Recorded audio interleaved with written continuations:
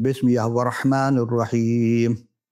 वक़ालतल यहूदु लैसतन नसारा अला शैइन वक़ालतन नसारा लैसतन यहूदु अला शैइन वहुम यतलूनल किताब कज़ालिक क़ालल्लज़ीना ला यअलमूना मिस्ल क़ौलिहिम फ़लिल्लाहि यहकुमु बैनहुम यौमल क़ियामति फ़ीमा कानू फ़ीहि यख्तलिफ़ून। और यहूद कहते हैं कि नसारा ठीक राह पर नहीं, और नसारा कहते हैं यहूदी राह हक पर नहीं है, हालांकि वो सब किताब पढ़ते हैं। ऐसी ही बातें वो भी कहते हैं जो बेइल्म हैं। फिर खुदा क़यामत के दिन इन बातों का जिसमें वो झगड़ रहे हैं खुद फैसला करेगा, कौन सही नहीं है खुदा पर छोड़ते हैं। हक़ इरफान में खुदा शनासी के उन्वान से हम 15वीं नशिस्त में आपके सवालात और जवाबात लेकर हाजिर हुए हैं। तो आप तमाम सामाईन नाज़रीन खिदमत में सलाम और खुश आमदीद। अज़ीज़म, सरनामे कलाम में जो हमने कुरान शरीफ की आयत आपकी खिदमत में अरबी में पेश की वो सूरह बकरा दूसरा सूरह की आयत नंबर 113 है, जिसमें यहूद और नसारा के बारे में एक दूसरे पर इल्ज़ाम तराशी का बताया गया है। आमतौर पर कहेंगे नहीं ये बहुतान है, या कुरान में जो बताया जा रहा है। आइए अब इसी सूरह के यानी सूरह बकरा के 121 नंबर आयत में देखते हैं। अल्लज़ीना आतैनहुमुल किताब यतलूनहुल हक़्क़ तिलावत उलाइका युमिनून बिही वमन यकफुर बिही फउलाइका हुमुल खासिरून।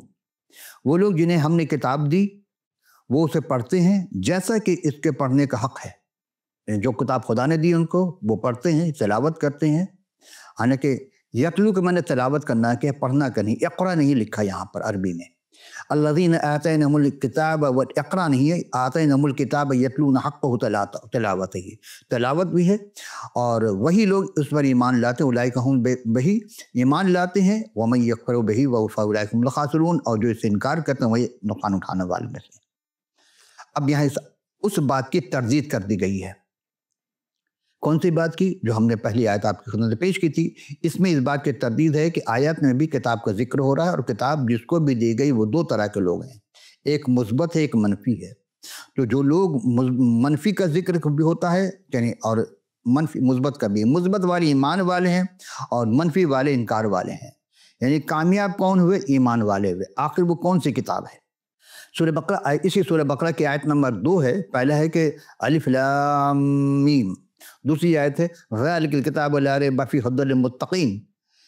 वो कौन सी किताब है? वो ये अल किताब है जिसमें कोई शक नहीं। वो कैसी किताब है? परहेज़गारों के लिए हिदायत, हुद्दल लिल-मुत्तक़ीन।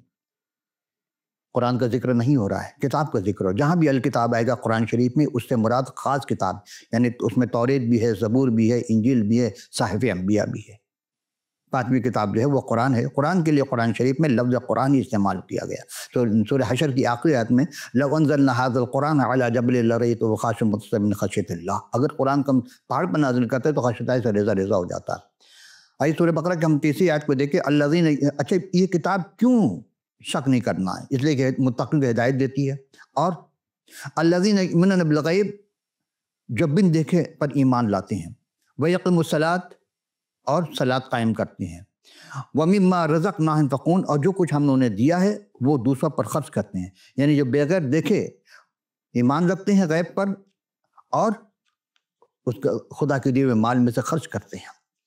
यूहन्ना रसूल के मार्फत लिखी गई इंजील जलील उसके 20वीं रुकू की 29 आयत में कुछ यूँ मरकूम है कि हुज़ूर मसीह मुर्दों में से जिंदा होने के बाद दूसरी बार अपने शागिर्दों से दीवार के अंदर से आकर मिलते हैं। बिलखुसूस तुमा को मुखातिब किया था, क्योंकि पहले जब एक हफ्ते के बाद जब आए थे 8वें दिन, तो तुमा उसमें उन शागिर्दों में शरीक नहीं था। तो उन्होंने आकर कहा कि तुम पर सलामती हो।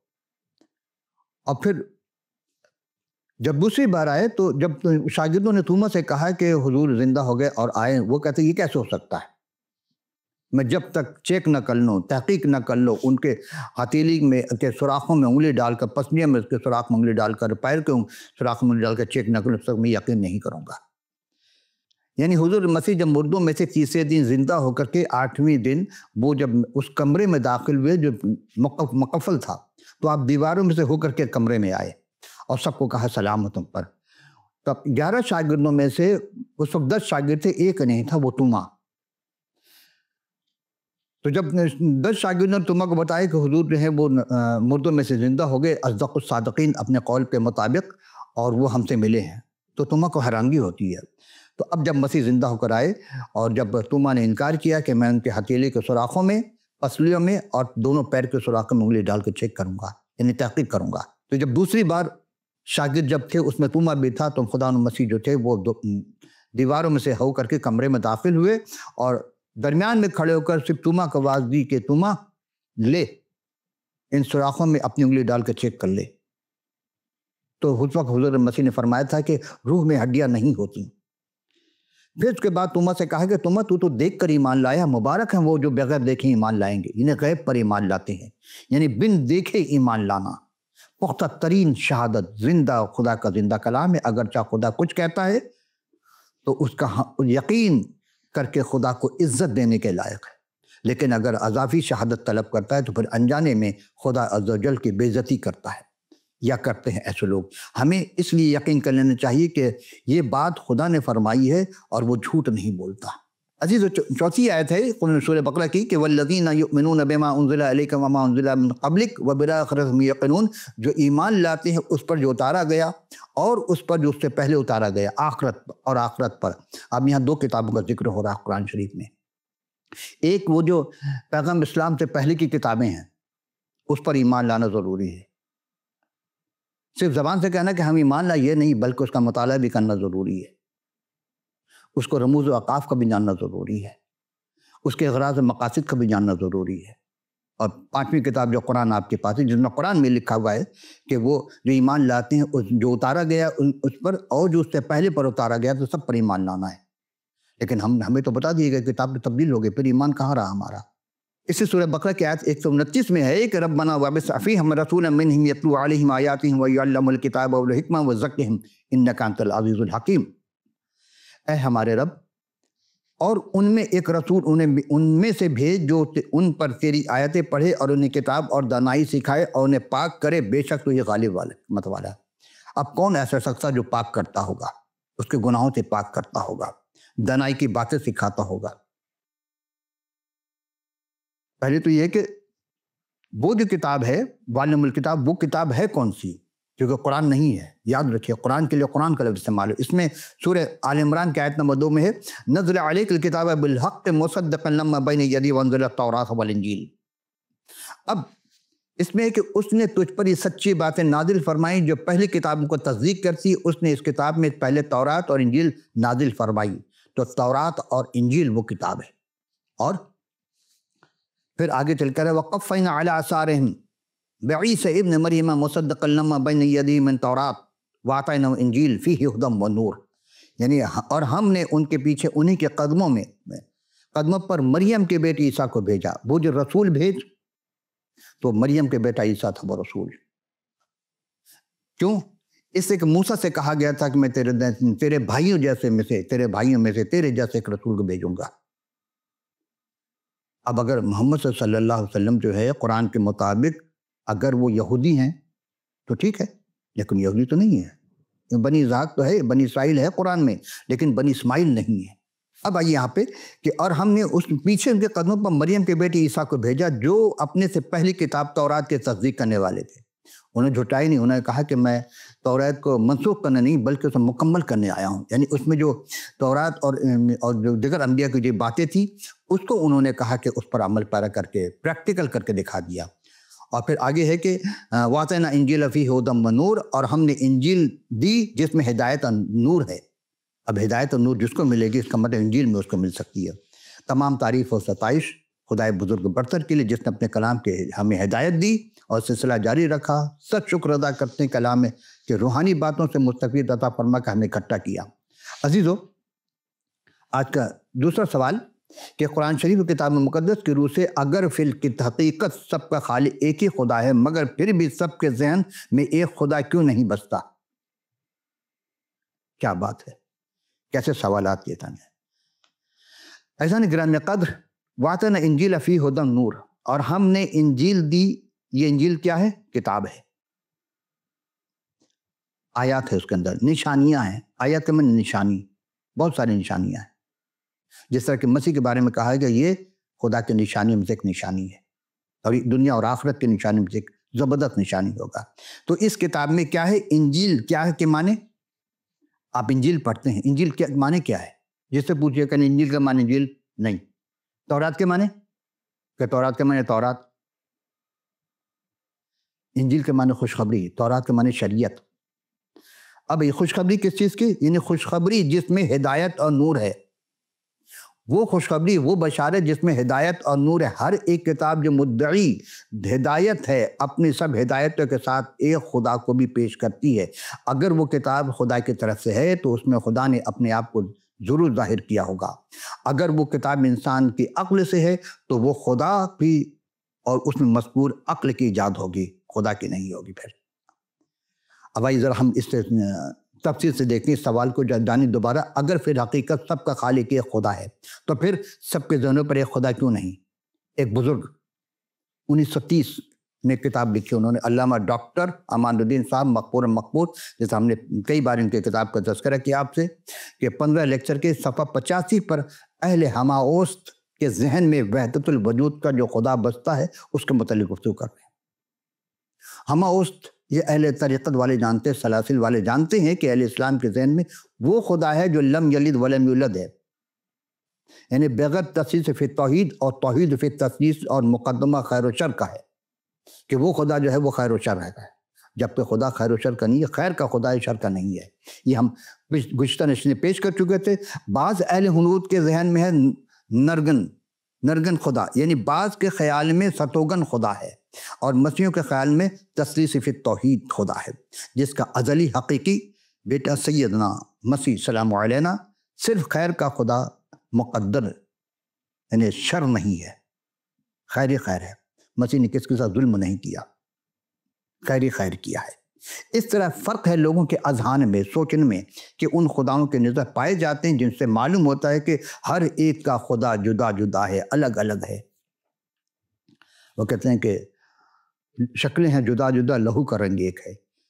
تیسری بات یہ کہ جیسے پیش شدہ کتب کے سب ہدایت اور پیش کنندہ حالات کے محقق حضرات کو فکر کرنا واجب ہے، ایسے ہی بلکہ اور بھی زیادہ پیش شدہ خدا کی نسبت فکر کرنا واجب ہے کہ کیا وہ خدا ہے جس میں خیر اور شر دونوں ہو؟ نہیں۔ عزیزو، یہاں ایک شعر یاد آ رہا ہے کہ ایک شاعر تھے، بہت پہلے ہم نے کبھی پڑھا تھا بچپن میں، کہ جس دن ہم بڑے ہو گئے پڑھنے کی فرصت، دنیا کے دھندوں میں پھنسے، پڑھنے کی فرصت پھر کہاں، محنت کرو محنت کرو۔ یعنی نہ کتاب مقدس ہے نہ کوئی کتاب اور ہے، جب بڑے ہو گئے تو ہم دنیا کے دھندوں میں پھنسے ہوئے ہیں۔ خدا کی نسبت فکر کیا جاتا ہے کہ وہ کیسا ہے، اور اتنی فرصت کہاں کہ ہر پیش شدہ خدا کی فکر کو کر کے دکھلاؤں کہ وہ کیسا ہے۔ مگر ہم جانتے ہیں کہ ان تمام خداؤں میں کلام جو مقدس جو ہے وہ اس خدا کی صفتیں ہرگز نہیں بتاتا جو عام لوگ بتاتے ہیں، کیونکہ خدا مقدس ہے، خدا محبت ہے، خدا روح ہے، خدا لا تبدیل ہے، خدا ازلی ہے، وہ ابدی ہر چیز کا ایجاد کرنے والا خدا ہے۔ آئیے ہم دیکھتے ہیں کتاب مقدس والا خدا، ہم اس کو خدا کہتے ہیں جس کا ذکر کتاب مقدس میں ہے، اور جو اپنی مقدس کتاب میں انسانوں کو، آدمیوں کو درست سمت کی جانب ہدایت کرتا ہے۔ یہ تو سب کر رہے ہیں، لیکن کتاب مقدس میں برائی کی طرف کا خدا نہیں، اچھائی کا خدا ہے۔ اسی کے نسبت فخر کے ساتھ ہمارا دعویٰ ہے کہ سب خداؤں میں سے صادق القول خدا ہمارا خدا ہے، سچا ہے، برحق ہے، پرستش کے، عبادت کے لائق ہے۔ اس کو قبول نہ کرنا سچے خدا سے بالکل الگ ہو جانا ہے۔ ایسے ہم چند باتیں اس کے دفعات میں آپ کی خدمت میں پیش کریں گے کہ کتاب مقدس جو ہے کیا خدائے برحق ظاہر کرنے کے لیے کیسا اصول ہمیں پیش کرتا ہے۔ اگر کوئی آدمی عمر بھر خدا کی اوصاف کتاب مقدس سے نکالے تو عمریں تمام ہو جائیں گی اور خدا کی اوصاف نہیں پورے کر سکتا۔ جس طرح کہا گیا کسی نے کہ اگر جن انس فرشتے سارے مل کر کے اور پوری دنیا کے سمندر روشنائی بن جائیں اور درخت سارے اشجار جو وہ قلم بن جائیں، خدا کی تعریف لکھنا چاہے تو نہیں لکھ سکتا۔ اس کے علاوہ وہ ہمیں تمیز دیتا ہے، وہ سکھاتا ہے کہ 100 برس میں تیار کیا ہوا انسان کیسا ہو سکتا ہے، ایک دن کا انسان کو کیسا ہونا چاہیے۔ آئیے ہم دیکھتے ہیں کتاب مقدس کی پہلی خوبی کہ اوامر اور نواہی، یعنی امر بالمعروف اور نہی عن المنکر، ایسے عمدہ اور پرمغز کہ دنیا کو کوئی کتاب اس کا مقابلہ نہیں کر سکتی۔ جہاں کہیں یہ کتاب پہنچتی ہے وہاں خیر ہے، اور جہاں نہیں خیر اور برکت ہے، جہاں کتاب نہیں پہنچی وہاں شر ہی شر ہے۔ یہ آپ تجربہ دیکھ لیجیے، پوری دنیا کا نقشہ اٹھا کے دیکھ لیجیے، جہاں یہ کتاب مقدس پہنچی ہے وہاں انسان کے اندر تبدیلی آ گئی۔ کتاب مقدس کا خدا نہ تو دوزخ کا دہشتناک منظر دکھا کر کے، نہ ہی جنت کے حور و غلمان کا لالچ دے کر کے لوگوں کو اپنی طرف قائل کرتا ہے، مائل کرتا نہیں۔ جو تیسری خوبی یہی کتاب مقدس کی کہ کتاب مقدس کا خدا جہاں تک اس کا حق ہے اس کو جائز آزادی دیتا ہے، اور جہاں تک انسان کی بہتری وہاں تک اس کو مفید رکھتا ہے۔ وہ کہتا ہے کہ ایمان اور امید کے ساتھ جو چاہو سو کرو، مگر خدا کا جلال ہر حال میں مد نظر رہے، اس کے جلال یعنی خدا کو ناراض نہ کرو۔ چوتھی خوبی کتاب مقدس کی یہ کتاب مقدس خدا چاہتا ہے کہ لوگ اس کی اطاعت خوشی سے کریں، ڈر سے، خوف سے، لالچ سے نہ کریں، جنت کے لالچ میں یا دوزخ کے خوف سے نہیں۔ وہ بھاری بوجھ جبرن کسی کے سر پر نہیں ڈالتا کہ اتنی ہی رکعت نماز پڑھنی ہوگی، اتنا روزہ رکھنا ہوگا اور اتنا یہ کرنا، اتنا یہ، ایسا نہیں ہے خدا۔ اس نے انسان کو اختیار دیا ہے۔ وہ کہتا ہے کہ اگر یہ کرو تو تمہاری بہتری، اگر نہ کرو تو ہلاکت ہے۔ وہ ایمان کی بات۔ اب تمہیں اختیار ہے، جس کو چاہو پسند کرو۔ آئیے پانچویں خوبی کتاب مقدس کا خدا کی ہے کہ کتاب مقدس خدا ہر طرح سے قائل کر کے ایسی ہدایت کرتا ہے، جبرن ہدایت نہیں کرتا۔ جبرن نہیں کرتا ہے کہ آنکھ بند کر کے اس کی تقلید کی جائے۔ اگر آدمی اس کی ہدایت سے نہ سدھے تو پھر ناممکن ہے کہ کوئی اور ہدایت دنیا میں اس کی اصلاح کر سکے۔ اصلاح کے ذریعے خدا اصلاح نہیں کرتا ہے، بلکہ روح کے ذریعے خدا اصلاح کرتا ہے۔ عزیزو، کتاب مقدس کے خدا کی چھٹی خوبی یہ ہے کہ باقی خود ساختہ خداؤں سے زیادہ تر ہماری روحوں کا قدردان ہے، کیونکہ جسم کا قدردان ہونا اور ہے، روح کا قدردان ہونا اور ہے۔ جسم تو مٹی سے بنا، مٹی میں مل جاتا ہے، لیکن روح ابد الآباد ہے۔ تو دنیا کی جو موت ہوتی ہے وہ جسم کی ہوتی ہے، لیکن اگر ابدی موت ہوگی تو روح کی ہو جائے گی۔ خدا نہیں چاہتا کہ کسی روح کی موت ہو، اسی لیے چاہتے کہ ہر کوئی توبہ تک اس کی نوبت پہنچے۔ تو خدا اس کے نزدیک سارے جہان کی قیمت سب سے زیادہ ایک روح کی قیمت ہے۔ اگر کوئی انسان توبہ کرتا ہے زمین پر تو آسمان پر خوشیاں منائی جاتی ہے، شادمانی کی جاتی ہے، اس لیے وہ نہیں چاہتا کسی کی روح، کوئی کی روح ہلاک ہو۔ ساتویں خوبی کتاب مقدس کا یہ ہے کہ خدا چاہتا ہے کہ ہم لوگ گناہ سے اور گناہ کے عذاب سے بالکل چھوٹ جائیں، یہاں تک کہ گناہ اور اس کا نتیجہ جس میں ہم سب مبتلا ہیں بالکل مفقود ہو جائے۔ اور اس کا مقصد اس نے 3 باتیں کہی ہیں۔ پہلی بات، وہ اپنے کلام کی روشنی میں گناہ کی قباحتیں دکھلا کر گناہ سے نفرت دلاتا ہے، خود بھی گناہ سے نفرت کرتا ہے، انسان کو بھی گناہ کی نفرت دلاتا ہے۔ وہ روح، دوسری بات ہے، وہ روح کی ایک قوت غیبی عطا کر کے ہماری روح کو گناہ کے قید سے چھڑاتا ہے۔ اور تیسری خوبی یہ بات ہے کہ اس کے بعد ایک نئے بدن کا وعدہ کرتا ہے تاکہ خدا کی صورت میں ہو کر گناہ اور اس کے نتیجے سے بالکل الگ ہو جائے۔ جب توبہ کرتا خدا نیا دل اس کو عطا کرتا ہے۔ عزیز، 8ویں خوبی کتاب مقدس کے خدا کے یہ ہے کہ جو کوئی اس خدا پر ایمان لاتا ہے وہ اس کا معلم اور مؤدب اور بادشاہ اور قوت بن کر اس کے دل میں سکونت کرنے لگتا ہے۔ یہ ہے خدا، قلوب پر مقلب القلوب ہو جاتا ہے تاکہ آدمی کو بچائے اور اسے ابدی مکانوں کے لائق بنائے اور اس کے وسیلے سے اپنا جلال ظاہر کرے۔ یعنی خدا اپنا جلال انسانوں کو ظاہر کرتا ہے، جانور کو ذریعہ نہیں۔ اور پھر اس آدمی کی باطنی ترقی ہونی شروع ہو جاتی ہے اور دنیا کہتی ہے کہ یہ شخص کیا ہے سے کیا ہو گیا، یعنی اس کا آپ ولی اللہ کا لقب دے دیتے ہیں۔ 5ویں خوبی کتاب مقدس خدا کی ہے کہ آپ کو اپنے بندوں کا باپ بتاتا ہے کہ میں بندوں کا باپ ہوں، اور 3 قسم کی پیدائش عنایت کرتا ہے۔ غور کیجئے گا، پہلے اس جہان سے نیست ہو کر کے ہاتھ کی پیدائش ہوئی ہے جو عام ہے، اور دوسرے الہی مجاز میں داخل ہونے کی پیدائش۔ الہی مجاز میں ہر انسان اپنے علم سے، قوت سے، وجدان سے کسی چیز سے داخل نہیں ہو سکتا جو ایمان سے ہے۔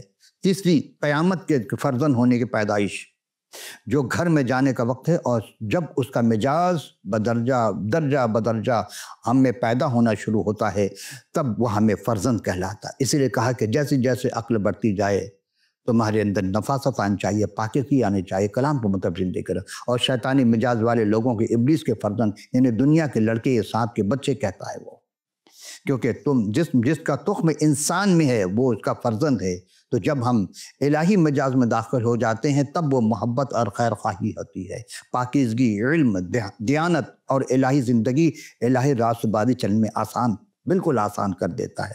اور یوں اس کی صفتیں ہمارے درمیان جلوہ گر ہوتی ہے۔ ایک شخص اگر رحیم ہوتا تو رحیم کی صفات میں داخل ہوتی، سخی ہوتا تو سخاوت کی صفات، یعنی روح تو ایک ہے لیکن سب کے لیے مختلف توڑے دیے جاتے ہیں۔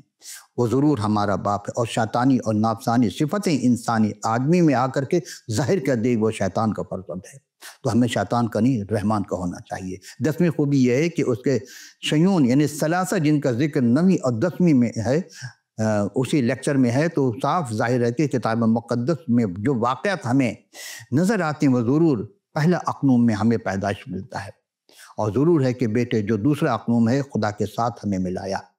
آدم سے جو گناہ ہوا انسان خدا سے جدا ہو گیا تھا، لیکن بیٹے نے آ کر اپنی جان دے کر کے صلیب پر انسان کو اس خدا سے روح میں ملاپ کرا دیا، تو روح القدس جو تیسرا اقنوم ہے ہمیں ملنے میں خدا سے وہ تیاری میں مددگار بھی ہوتا ہے۔ 11واں خوبی کتاب مقدس خدا کا یہ ہے کہ وہ اس قدر پیار کرتا ہے کہ اس نے اپنے اقلیت بیٹے ہمارے لیے دنیا میں بھیجا تاکہ ہم گناہ گاروں کے خاطر طرح طرح کی تکلیفیں سے ظاہر سہے اور بالآخر اپنی جان دے کر گناہوں کے قید سے ہمیں آزاد دے، راستگاری کی طرف لائے۔ یہ ایسی محبت ہے جس کی مثال دنیا نہیں پیش کر سکتی۔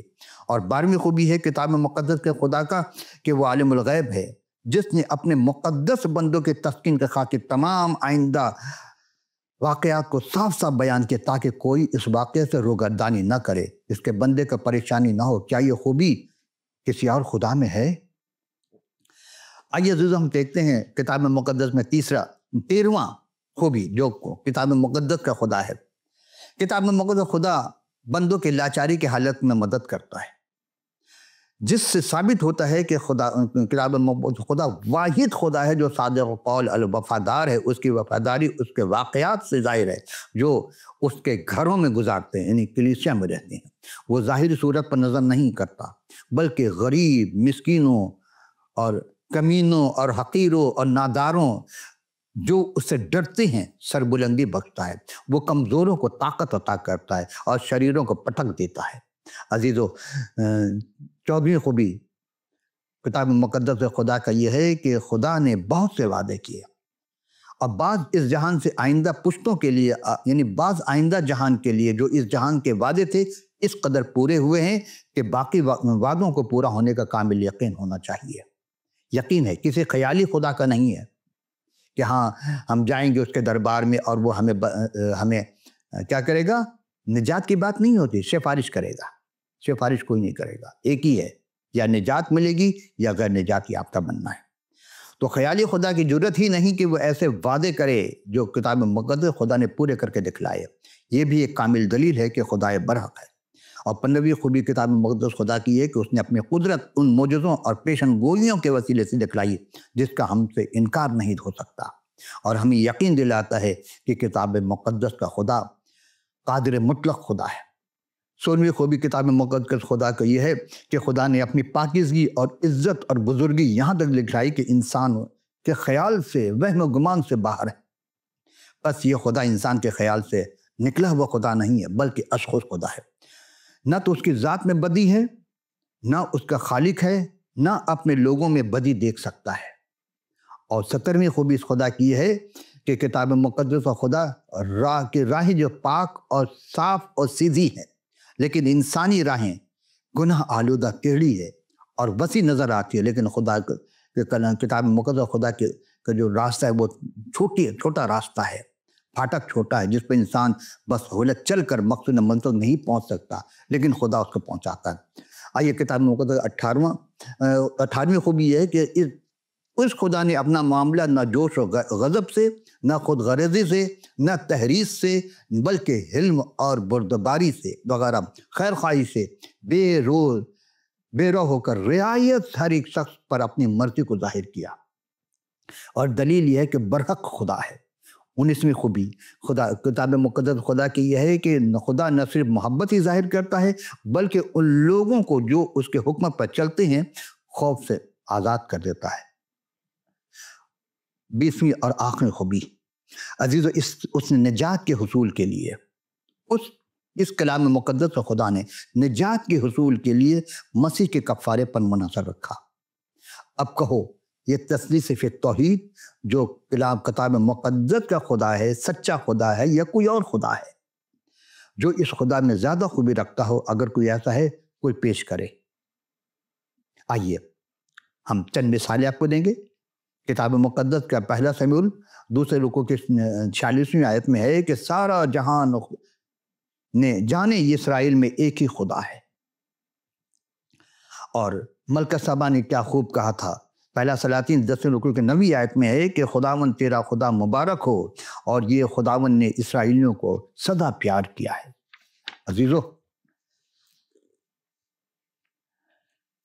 نبوکدنضر نے خواب دیکھا تھا کہ حقیقت میں تیرا خدا الہوں کا الہ ہے، بادشاہوں کا خداوند ہے، جو بھیدوں کو فاش کرنے والا ہے۔ دانیال کے 3 رکوع کی 29ویں آیت میں میں حکم کرتا ہوں جو قیام یا گروہ یا اہل نات صدرک اور میسک کا اور عبد نجو کا خدا حق میں کوئی نالائق سخن کہے نہیں، تو ان کے ٹکڑے ٹکڑے کیے جائیں گے، ان کے گھر گھورے بن جائیں گے، کیونکہ دوسرا کوئی خدا نہیں جو اس طرح چھڑائے۔ کیونکہ نبوکدنضر نے خواب دیکھا تھا اور کہا تھا کہ ہے کوئی جو ہمارے خواب بھی بتائے، تعبیر بتائے، تو دانیال نبی نے خدا سے دعا کی تھی، خدا نے اس خواب بھی دیکھا، بتایا اور تعبیر بتائی۔ اس لیے وہ کہتا تیرا خدا جو ہے الہوں کا الہ، بادشاہوں کا بادشاہ ہے۔ آخری گفتگو حضرت الیاس نے کیا خوب کہا ہے، یہ پہلا سلاطین رکوع 18 کے اور 36ویں آیت میں، اے خداوند ابراہیم، اسحاق اور یعقوب کا خدا یا اسرائیل کا خدا، کہ خدا آج کے دن معلوم ہو جائے کہ تو اسرائیل کا خدا ہے اور میں تیرا بندہ ہوں۔ اسی طرح نعمان آرامی نے بھی خوب کہا، دیکھ اب میں جانا کہ ساری زمین پر کوئی خدا نہیں مگر اسرائیل کا خدا ہے۔ کلام کا حاصل یہ ہے کہ کلام مقدس کا خدا جس کی ذات 3 اقنوم میں یہی برحق ہے، اور ایسی ہی خوبیاں صرف اسی میں ہے، اسی کو قبول کرنے والا، خدا کا جاننے والا، ماننے والا، اور جس نے اسے نہیں مانا اب تک خدا کو جانتا بھی نہیں اور مانتا بھی نہیں، دور کا اس سے واسطہ بھی نہیں۔ اور جو اگر مان بھی لیا، ایمان بھی لیا، لیکن عمل نہیں کیا کل اس کے مطابق، تو کل قیامت دن کہہ دے گا کہ ہمارا تم سے کوئی واسطہ ہی نہیں ہے۔ تو پھر کیا ہوگا انجام؟ عزیزو، آج کی گفتگو ہم یہاں اختتام پذیر کرتے ہیں، اگلے نشر میں پھر حاضر ہوں گے، لیکن اسکرین پر آپ کو واٹس ایپ، ای میل، ٹیلی فون نمبر، اسکائپ دکھائے جا رہے ہیں۔ آپ اپنا فیڈ بیک ضرور دیجیے گا، اور اگر آپ کے پاس کتاب مقدس نہیں ہے، ایسی کتاب، نادر نایاب کتاب جو 2500 زبانیں میں اس کے ترجمے ہو چکے ہیں، آپ کو جس زبان میں چاہیے آپ ہمیں پورا پتہ لکھ بھیجیے گا، ہم آپ کے دیے ہوئے پتے پر ضرور ارسال کریں گے۔ تو آج نشر کی اجازت، خدا حافظ و ناصر۔